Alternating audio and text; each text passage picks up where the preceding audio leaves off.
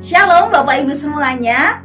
Semoga Bapak Ibu semuanya senantiasa berlimpah dalam bahagia dan dalam kemurahan Tuhan.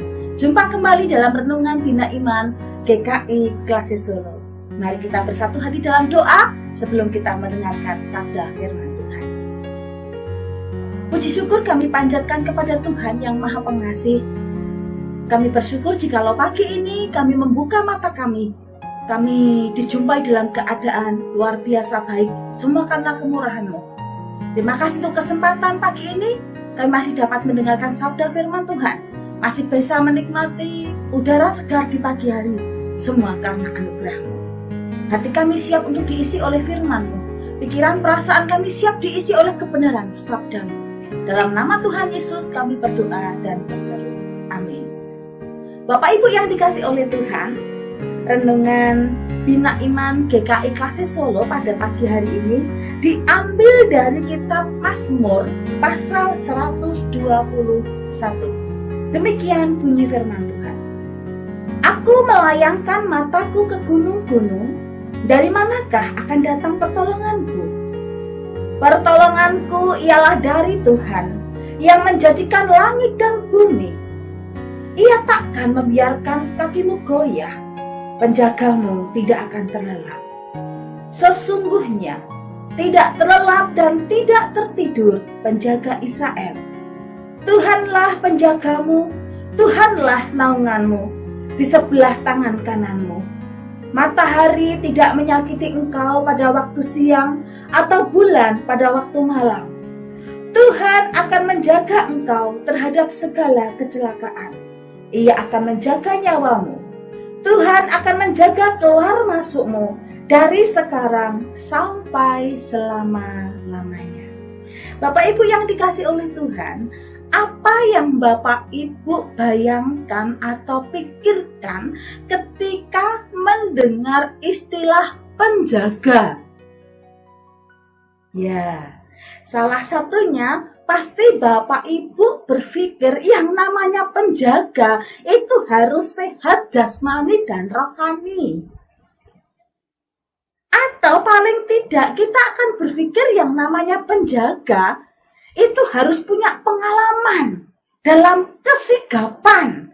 Dia harus memiliki bodi yang sterek, berotot. Iya, karena untuk menjaga ini pekerjaannya tidak ringan. Resikonya berat.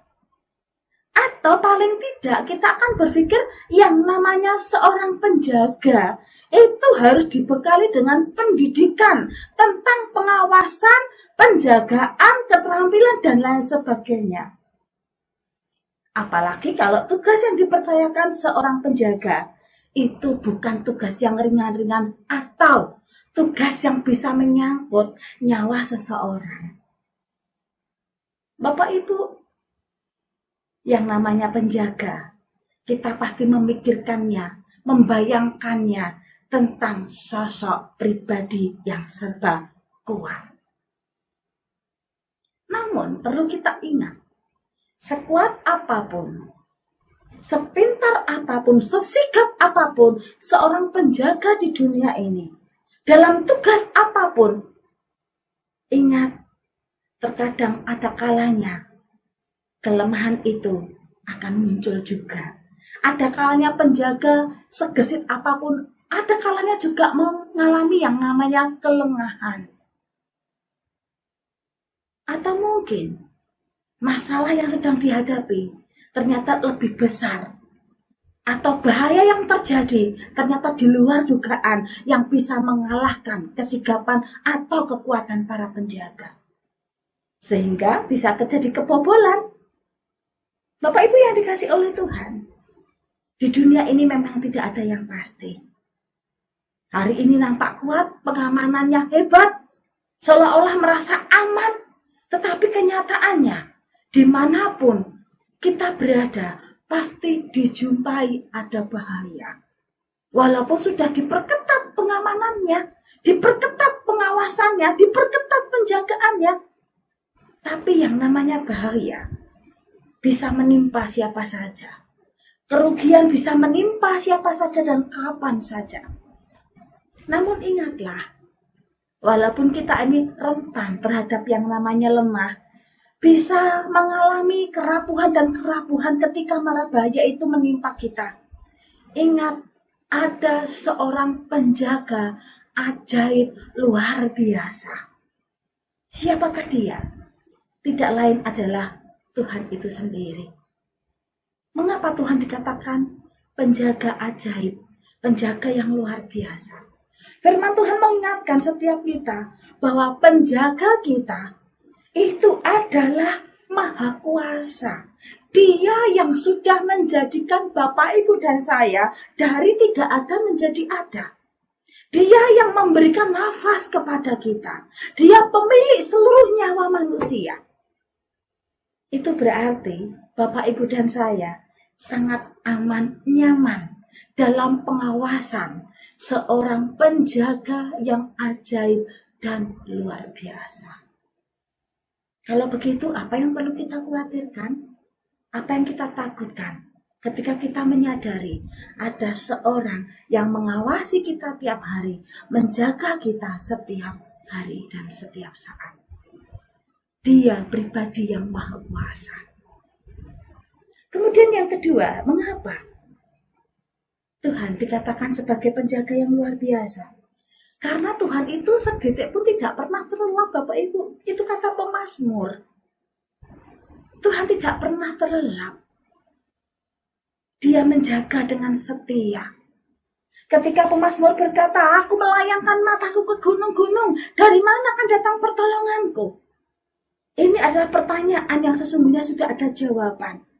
Pemazmur bertanya bukan berarti dia nggak ngerti jawabannya. Pemazmur mengerti jawabannya. Tetapi pemazmur ingin membuka mata seluruh umat Israel. Di mana bangsa Israel sudah tahu bahwa Tuhan itu penjaganya, pengawasnya, pemilik hidupnya, tidak pernah terlelap. Tapi bangsa Israel berkeras hati berulang kali jatuh dalam penyembahan kepada Baal. Pemazmur mengingatkan kepada seluruh umat Israel, Tuhan yang Maha Kuasa tidak pernah terlelap sedetik pun. Bapak Ibu, kepada siapa kita akan minta tolong? Kepada siapa kita akan berseru? Ingat, Allah kita, Allah yang Maha Kuasa, Allah kita, Allah yang mengawasi dan tidak pernah tertidur sedetik pun. Betapa telitinya dia memandang Bapak, Ibu, dan saya. Betapa telitinya dia mengawasi jalan hidup kita. Bisa dibayangkan betapa amannya kita dalam pengawasan seorang pribadi yang tidak pernah tertidur. Siang, malam, pagi, petang, Allah kita, Allah yang berkarya untuk mendatangkan kebaikan bagi Bapak, Ibu, dan saya. Lalu yang ketiga, mengapa Tuhan dikatakan penjaga yang luar biasa? Yang ketiga adalah karena Tuhan itu menjaga keluar masuk kita. Mungkin kita sering bertanya, kalau Tuhan itu mengawasi, Maha Kuasa, mengawasi dan tidak pernah terlelap, selalu menjaga keluar masuk kita, mengapa saya diizinkan menghadapi sakit penyakit? Lebih kurang ajar lagi, kita seringkali malah bertanya, kenapa Tuhan membiarkan saya berbuat dosa? Kalau dia mengawasi, seolah-olah dibiarkan. Iya, siapa yang berbuat, siapa yang disalahkan? Bapak, Ibu, Tuhan itu menghargai kita begitu rupa. Dia memberi kebebasan kepada setiap kita, memberikan hak kepada kita. Seharusnya kita menyelaraskan kebebasan kita ini kepada kehendaknya Tuhan. Seorang murid ketika menghadapi ujian, guru itu nampaknya diam. Tapi apakah guru itu pergi dari tempat itu? Tidak kan? Guru itu mengawasi para murid yang sedang menghadapi tes atau ujian. Kadang kita bertanya, saat aku diizinkan menghadapi jatuh, saat aku menghadapi pencobaan, saat aku menghadapi ujian, di mana Tuhan itu? Tuhan ada bersama dengan Bapak, Ibu, dan saya. Dia mengawasi kita bukan berarti dia itu pasif. Tapi dia menggunakan tangannya tetap berkarya atas hidup Bapak, Ibu, dan saya. Kalau toh Bapak, Ibu, dan saya menghadapi kenyataan hidup yang tidak sesuai dengan harapan kita, ingat, kita ini orang berdosa. Namun, di tengah-tengah ketidakberdayaan kita, Allah tetap mengasihi Bapak, Ibu, dan saya. Kadang Dia memberikan kekuatan kepada kita, tapi ingat, semuanya itu ada batasnya. Kenapa ada batasnya kekuatan yang kita miliki? Kembali karena kita orang berdosa. Namun di tengah-tengah keterbatasan kita, Allah mau menyertai Bapak, Ibu, dan saya, menjaga kita sampai kesudahannya. Jadi waktu kita menghadapi hari-hari yang membahagiakan, bersyukurlah.